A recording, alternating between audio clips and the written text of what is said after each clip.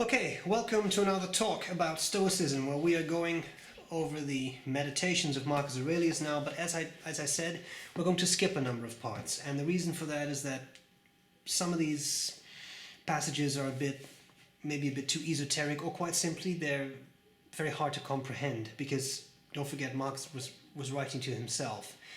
So here are two passages, numbers 4 and 5, from the second book, which I think we can treat together. So here we go. 4. Remember how long you have been putting this off, how many times you have been given a period of grace by the gods and not used it. It is high time now for you to understand the universe of which you are a part, and the governor of that universe of whom you constitute an emanation, and that there is a limit circumscribed to your time. If you do not use it to clear away your clouds, it will be gone, and you will be gone, and the opportunity will not return. Every hour, number 5, every hour of the day give vigorous attention, as a Roman and as a man, to the performance of the task in hand, with precise analysis, with unaffected dignity, with human sympathy, with dispassionate justice, and to vacate in your mind from all its other thoughts. And you will achieve this vacation if you perform each action as if it were the last of your life. Freed, that is, from all lack of aim, from all passion-led deviation from the ordinance of reason, from pretense, from love of self, from dissatisfaction with what fate has dealt you. You see how few things a man needs to master for the settled flow of a God-fearing life. The gods themselves ask nothing more of one who keeps these observances. So I think the theme here is time and not waiting for things. Or waiting to do things, I should say. It's very easy for us to think, well, I'm going to lead out a long and good life. When I'm 89, I may pass away in my sleep. That'd be fantastic. Or you could leave work tonight and be hit by a bus and die. And then all is over. Now, this is not to sound morbid or make things unpleasant. We all live in borrowed time, and very often people look at the future and say, well, for example, right now I'm recording this in November, end of November, and well, I'm going to do things differently in January. I have some New Year's resolutions, I'm going to do this and this and that.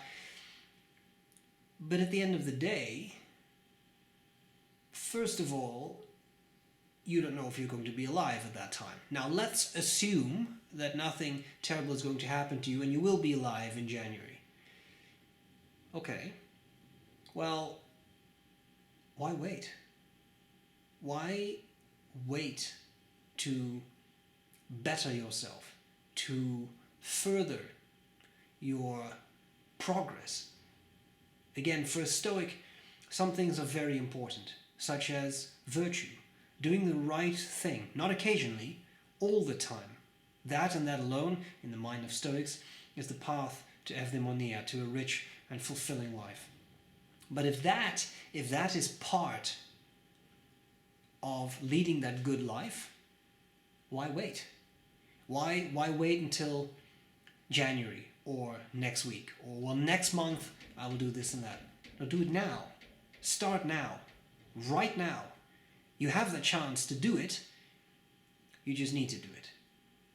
And I think that's a very important aspect of improving yourself. You can't wait. It's a continuous process that you have to engage in all the time, every time. You can't occasionally do it. So this matter of do things and do them well, and don't wait to do them that way, but just do it. Do well. I think it's very important. And I like how Marcus Aurelius puts this. He says, I'm paraphrasing, but I think what he's saying is, well, if you struggle with this idea, here's what you could do. You perform every action as if it is your last.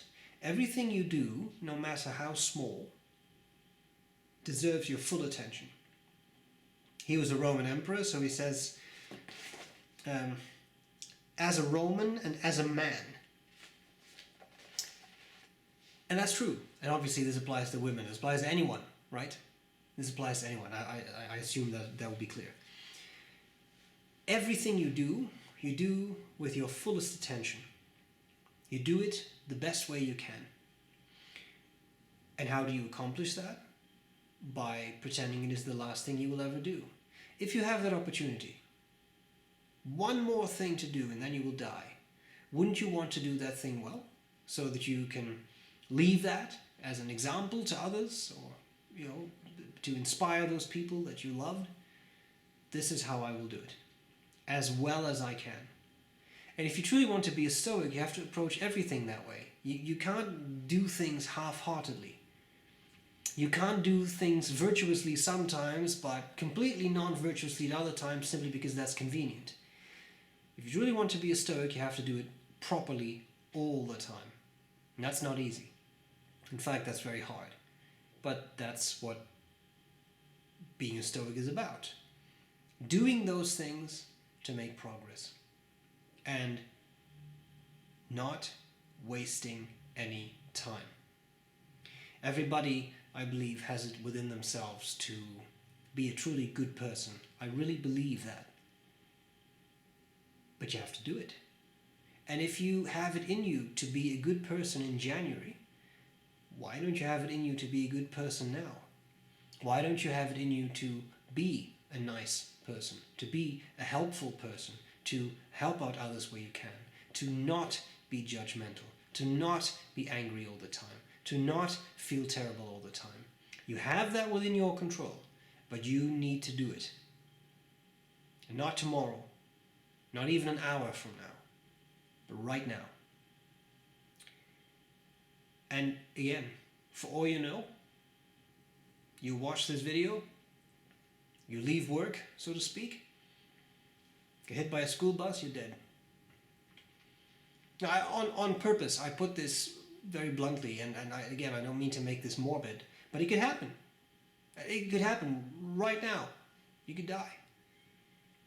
Wouldn't it be nice if you die knowing that you've given this your all right now, as opposed to dying thinking, well, wish it would have been January 30th because I would have had some weeks to fulfill my New Year's resolutions?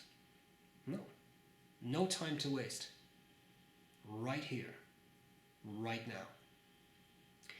And I think that's a very important lesson that a lot of people, that all of us actually can really take to heart. Don't waste time. You have it in you. You have that divine spark. And to Stoics, that's really what it was. They believe that your soul contains a shard of the universe. The logos spermaticos, the seminal logos, you get that little seed of the universe that lives in you, that is your hegemonikon, that is your ruling faculty, the highest form of your cognitive prowess. You have that. You have that universe in you. You are that stardust. So you have it within you to be good. Just got to do it. And if you have that courage, I think you'll find that it can really improve your life. And that's it. So, it was a somewhat shorter video, but I think this really is the essence. Really something to put in practice. Right now you can do this. I hope this was useful. And I'll very gladly see you again next week for another talk about Stoicism. Bye-bye.